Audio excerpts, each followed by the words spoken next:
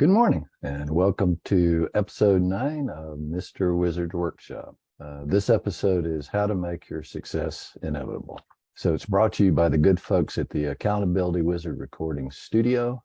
Thanks to all the behind the scenes little people who make this production possible. The subject for this week's show is the critical importance of setting priorities. If you take in and act on what I'm going to show you in this video, your business success will be inevitable. Your actionable item for this week will be to write down the big picture focusing question that I'm going to teach you about a little further along, and then write down your own answer to that question. So I have the live attendees on mute, so please hold your questions and discussion to the end. I will allocate 10 to 15 minutes at the end if there are anyone that has follow-up questions or discussions. And as usual, I'll edit out your questions and comments from the video if you tell me it's something that you don't want to share with the world. So how you think about and act on prioritizing your work determines whether your results are mediocre or extraordinary. Not everything is important. I think nearly everyone understands that intellectually, but many people are still drowning in a sea of trivia every day.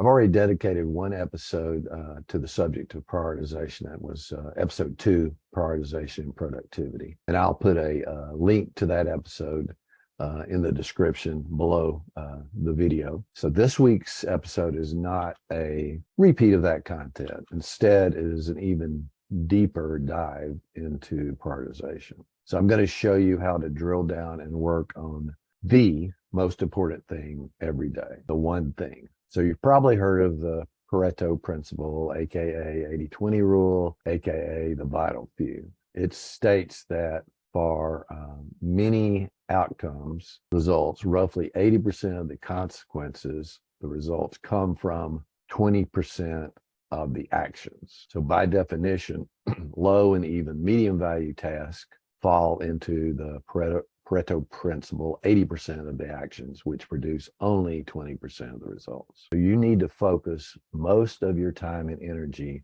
on the vital few actions, the 20% of the actions which produce 80% of the results that you want. For example, there's a long-stated business management adage that 80% of sales come from 20% of the customers. So Tim Ferriss, best-selling author, super successful blogger, the Oprah of audio, his podcast that exceeded 7 million downloads, net worth of $100 million, attributes his breakout moment to this one epiphany. Gary Keller and Jay Papasan, the authors of the best-selling book, The One Thing, calls this most important task, not surprisingly, the one thing. So you want to get your brain centered every day on what is really important. When you know and focus exclusively on the most important thing every day, everything else falls into place. So extraordinary focus on one thing brings extraordinary success. So how exactly do you actually do that? So start by asking yourself which of your activities, which 20% of your activities are producing the 80% of your desired outcomes. So it's been my experience, both with myself and with my coaching clients, that with just a little bit of deep thinking about this, most people will know which of their activities are really contributing to the success and growth of their business or career, and which activities are mostly frou-frou. So then ask yourself, what's the one thing I can do such that by doing it, everything else will be easier or unnecessary? So let me repeat that. What's the one thing I can do such that by doing it, everything else will be easier or unnecessary? The One Thing book calls this the focusing question. So there's a lot of great content in the book, and I highly recommend that you read it. In fact, I'm planning on recording a series of short videos where I review the one thing on a chapter by chapter basis. However, if you only learn and regularly practice this focusing question, you will have a very powerful tool in your productivity toolkit. So powered by the focusing question, your actions become a natural progression of building one right thing on top of the previous right thing. So when this happens, you're in a position to experience the power of what they call the domino effect in the One Big Thing book. So let me just spend a little time explaining, elaborating on the domino effect. So on its own, a domino isn't much. It's about 2 inches tall, weighs about as much as a small box of matches. But with the domino comes a force. In fact, one domino has the capability of knocking down another one that's 1.5 times its size. So this seemingly infinitesimal ability to compound can produce incredible outcomes. So visualize a long string of dominoes lined up one after the other, with each one progressively 1.5 times larger than the last one. If you were to knock down the first 2-inch domino, you would set off a chain reaction that would, by the 57th, I think it is, iteration, produce enough force to knock down a domino stretching the distance between the Earth and the moon. So the path to great achievement is often lined with steps, small steps that are aligned with one another. So no matter how small the first step is, the power generated from that first activity compounds into something much greater. So there's literally no limit to the potential you can achieve when your priorities, goals, and daily actions are lined up for you to knock over one by one. So there's both a big picture focusing question and a small focusing question. So my big picture focusing question is, what's the one thing I can do for my coaching business such that by doing it, everything else will be easier or even unnecessary? So to give you real world example, the answer to my own big picture focusing question is learn how to be truly expert in marketing, i.e. master marketing. So I won't take the time in this video to explain why that is the specific big picture one thing for my business, but I wish I'd landed on this a little sooner than I did. But I'm 100% confident that this is the big picture one thing for me. And being clear on this has really helped me to become even more productive on a day-to-day basis. I mean, it's already very solid, and productivity is my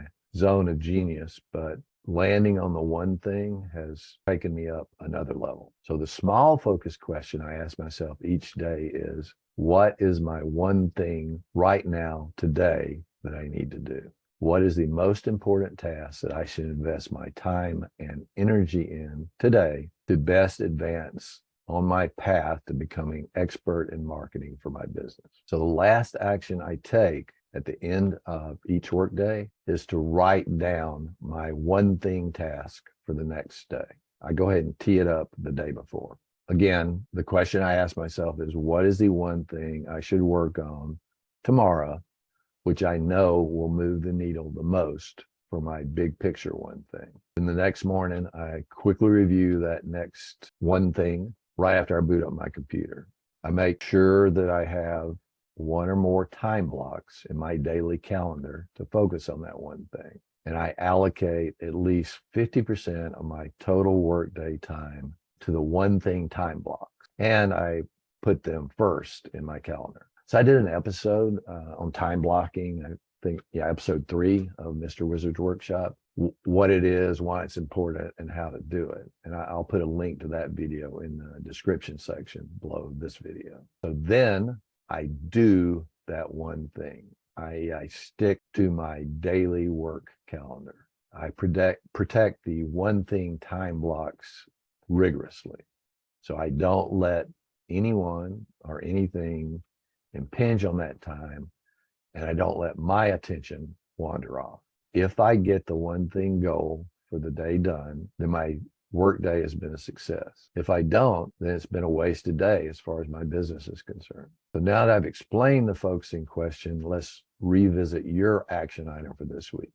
So your mission, should you choose to accept, is to write down the big picture focusing question and then write down your own answer. Since this show is targeted towards entrepreneurs, the example I showed you for mine was in the domain of business. And I'm assuming that you will frame your focus question to your business. However, you can also use the focusing question in other areas of your life, physical health, relationships, spiritual development. So if you have a really big goal in some other area of your life than business, you can use that instead for your action item. But you do need to just pick one domain for now and get the flow going, get the habit in place, and get it working for you for that specific domain. Additional resources, as I mentioned, I'm going to put the links to two of my previous videos where I got started on prioritization and how to think about it at a bigger picture level, and also the link to my YouTube video on time blocking. And then I'm also going to put a link to a long, it's like 54 minutes, but excellent video interview on the one thing from folks who actually wrote the book. I looked at like 4 or 5 different videos out there, landed on this one. As I think if you do want to kind of revisit and go into a little bit more detail and hear the words straight from the horse's mouth, the link that I'm going to put out there is going to be an excellent resource for you. Thanks again for either joining me live or watching this video after the fact, and hope to see you on next week's show. Have a great rest of your day.